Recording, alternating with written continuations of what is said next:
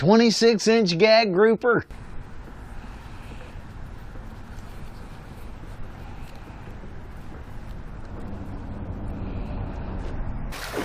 I'm thinking to myself, there's no way he's going to land this freaking cobia in this little, like, wimpy shrimp net, right? All right, guys, we got the new light set up with the secondary camera. Big grouper. There he is. 8 feet of water. Inshore, in the intercoastal waterway. Caught him on a jig.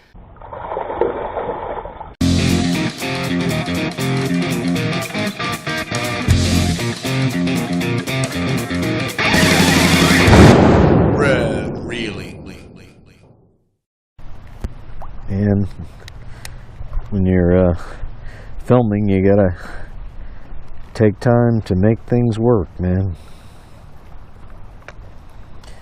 Gotta switch out batteries and make sure you got all the right gear before you get out there. Man, this guy's fishing over here. He just told me he hooked into a snook and he bent down over the seawall to get him, and his phone fell out of his pocket, and he went to grab his phone and he bumped it and it fell in the water. God, the poor guy. And then in the meantime, his line went slack and he lost the fish too.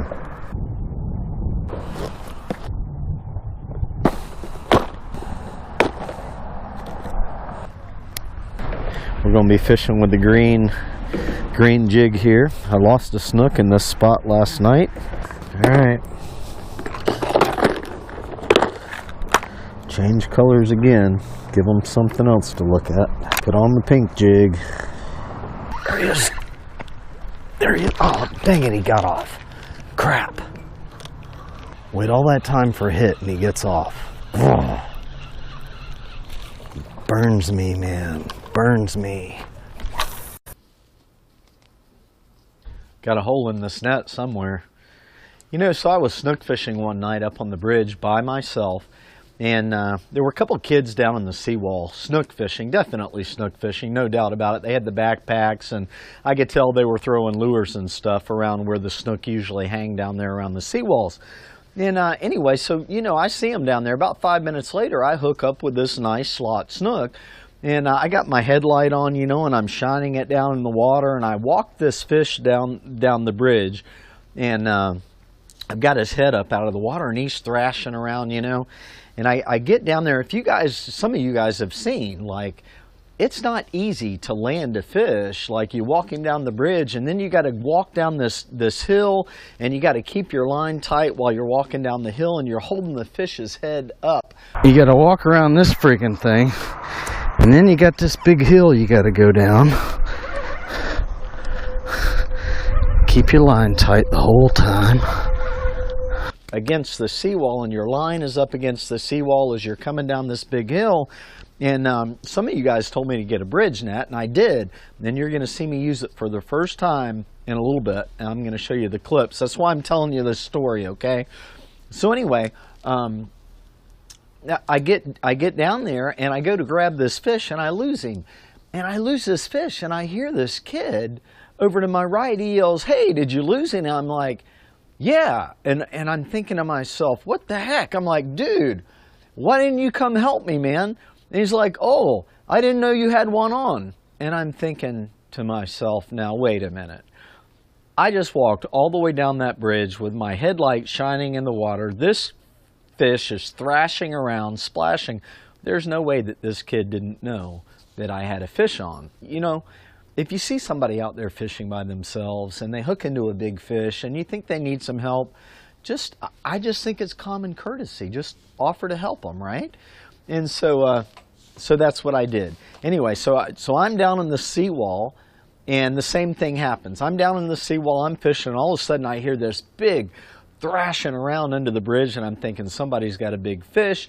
And I look over and I see the light shining down, and I see this big fish head up out of the water, and this fish is just thrashing around. And I had seen this guy up on the bridge, so I knew he was by himself. And I'm thinking, man, I need to help this guy out. So I go running up the hill.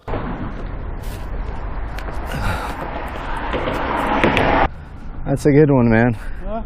That's a good one. You want me to hold your rod? No, I'm okay.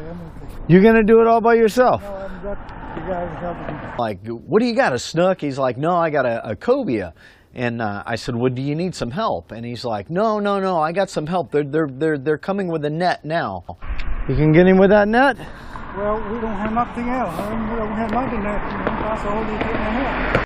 And I look down on the seawall, and here comes this guy, and he's got this like shrimp net. It's like this big around, and it's about this deep, and it's on this really, really long pole, you know, like a 10-foot long pole. And I'm thinking to myself, there's no way he's going to land this freaking cobia in this little, like, wimpy shrimp net, right? I have a big bridge net. You do? Big in my car. You want me to get it? Well,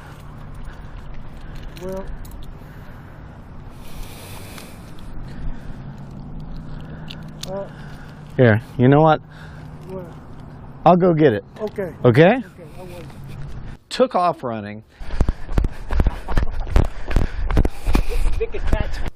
So I get my net. Close.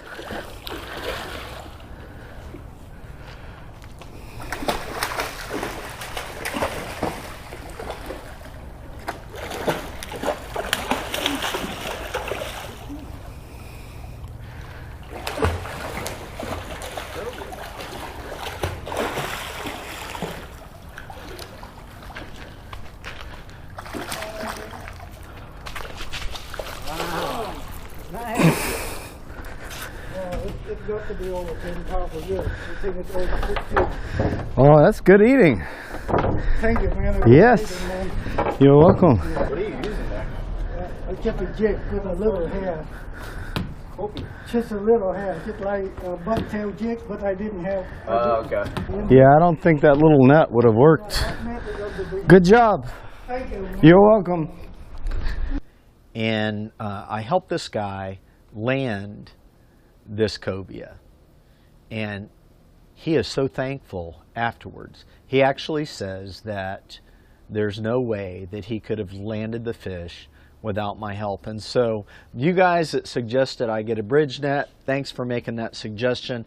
I was able to help somebody out catch a really, really nice cobia with my bridge net.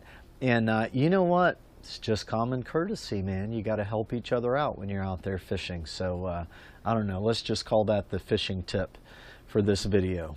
It's just the head's 2 ounces. When you hook them, they're just throwing that lead around.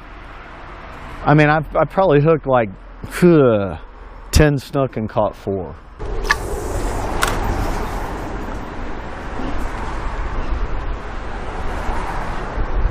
There he is. Yeah. Oh man, he got off. Dang it, 4 fish I've lost this morning. There's one.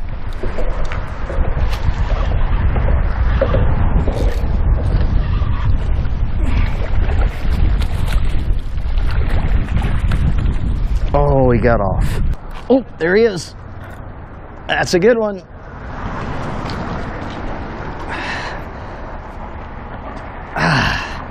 Good fish.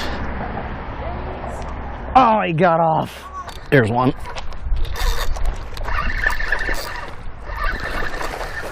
He got off, you know, and lost.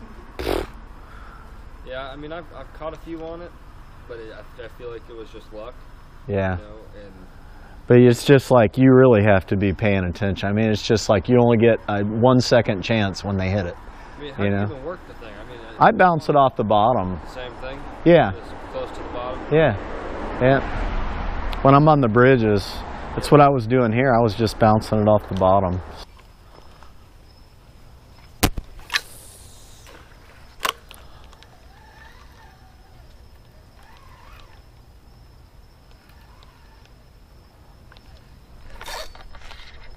There he is.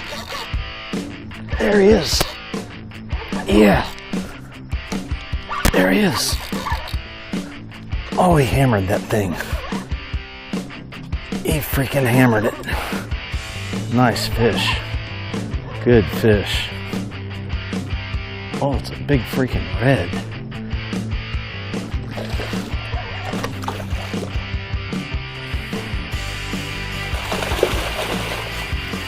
No, it's a grouper, man. Big grouper.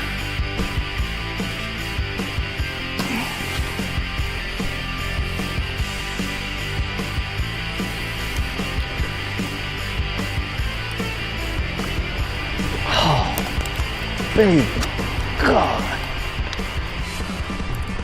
How's it going, man? Caught him on a jig. See how much this bad boy weighs. 7 3/4 pounds. Tell you what, this is a really fast knot to tie, and it is super strong when you're attaching your leader line to your main line. You got your 2 tag ends right here. Take them like that and just make a loop, kind of like if you were tying a shoe, and then just take your two tag ends and just put them through that loop 4 times. 1, 2, 3, 4. Pull them tight and separate the 2 lines. Pull it tight again. I'll tell you what, that right there is a super, super, super strong knot.